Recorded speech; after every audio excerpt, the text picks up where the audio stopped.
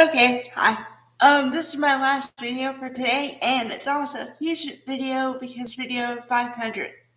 I actually made it, and it's a big deal because I made it about 2 weeks before I thought I was gonna make it to 500. So, woohoo! Okay. uh, okay.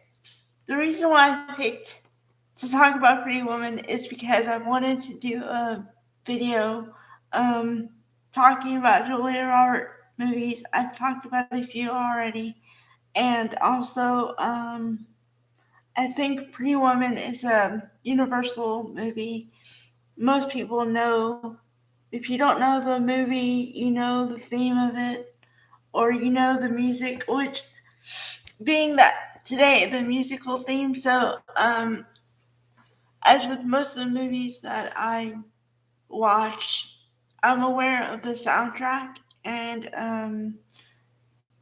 just the music uh, directly goes in a great combination with the movie.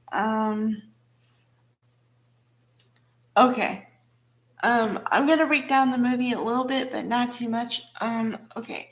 So the movie is about a woman who is mm, how to say this nicely.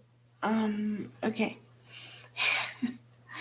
She's a sex worker in the beginning, and she but you can tell, and also her co-star is Laura San Giacomo. Um, okay, so they play Kit, and yeah. So um, okay, the point is that she starts there, but Vivian. She plays Vivian. Um, I think I've always thought this. I thought she was named after Vivian Lee, a very famous actress from 40s. Okay, so but right off that Vivian should be doing something else. She could be doing something else. If only she believed in herself. I I I think. But she's. I think that. Okay. I think she has belief in herself, but she's been in this lifestyle for so long and everybody has told her pretty much that this is the only thing she's good at or something, and she has no other skills. So then, if somebody tells you something long enough, you start to believe it until somebody tells you differently, and then you actually. I think you have to have an open mind and an open heart, and then you have to have the right person tell you that you could do something else, and you actually believe it, and then that's when your life changes. So it's not about the person, it's about what they say and how they say it, and the fact that you believe in yourself enough to believe what they're saying. Because a lot of people, I think, would label it and say, "Oh, it's a fairy tale because the guy is rich and he takes her out of this situation, and you know she they change their life and whatever." But I think it starts with the um, your inner speech that you say to yourself, how you talk to yourself on the inside. So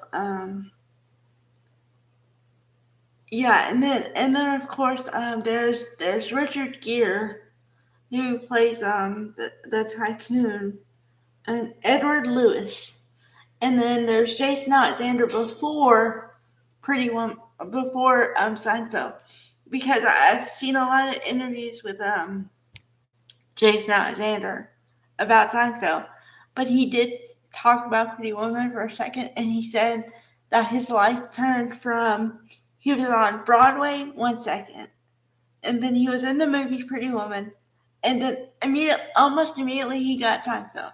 It was like bam, bam, bam, one right after another. And then after Seinfeld, of course, his life changed. You know. Um. So, but then okay, so then you have Richard Gere, and then you have Jason Alexander, and they're total juxtaposition of each other because okay, Jason Alexander's character is what she's used to, and so she knows how to handle it. But the problem is that Richard Gere is trying to help her change, and part of it is changing the way she dresses because, which I don't really, I understand why it is the way it is, but I don't really agree with it. That people judge you based on how you dress. So then she's trying to change, so then she changes her wardrobe, but if she was in the street clothes and dealing with the guy, then she would know how to handle it. But now that she's dressed up and looking nice, she doesn't know how to handle it because she's not prepared, kind of. And so, and then he says something you shouldn't say. I mean, it wasn't bad, but anyway. And so, she doesn't know how to react to it. So he slaps her across the face, and then she talks to Richard Gere after, and he says the best, the best and worst line of the movie is, you know, well, he says, Jason Alexander says to her, well, um, Richard Gere or Edward is not coming home. This is not your home. It's a hotel room.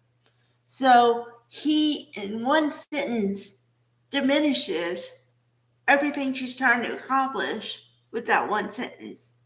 But she knows what her worth is now. So, yeah. So then she waits for him to come home or to the hotel room and tells him about it. And she says, what, like, do guys take other guys in the back and teach them how to hit a woman where your eye feels like it's coming out or whatever? And then he says the best line. He says, not all guys hit. And then here's where the love thing happens because it's a love story. But the love thing happens when he realizes that he could be fine by himself, but he misses having her around. And it's not for anything else. It's not transactional. It's not, it's not for anything. It's that he literally likes her personality and presence and everything, and that he can see building a life with her. So he goes and does what he considers the most fearful thing, which is go to her apartment, and she's on the top floor, the penthouse, and he's afraid of heights. So then the last scene of the movie, which I think is the best one, not because of that, just because of, the whole thing, because it's like you're building to a crescendo and then you get there. But okay, so then he climbs up the stairs, and as he's getting higher and higher, you can see the fear. And then so he says, okay, once he rescues her, what happens? And then she comes right to him, and says she rescues him right back, and then they make out, and they're gonna end up together or whatever. But yeah, I like it because it shows that I think it teaches you that, as with everything, you have to believe in yourself first. So that's why I like it. And then the music is a nice addition to the movie. Yeah. there's my musical night and video 500. So hopefully I'll make 500 more over time. So bye guys.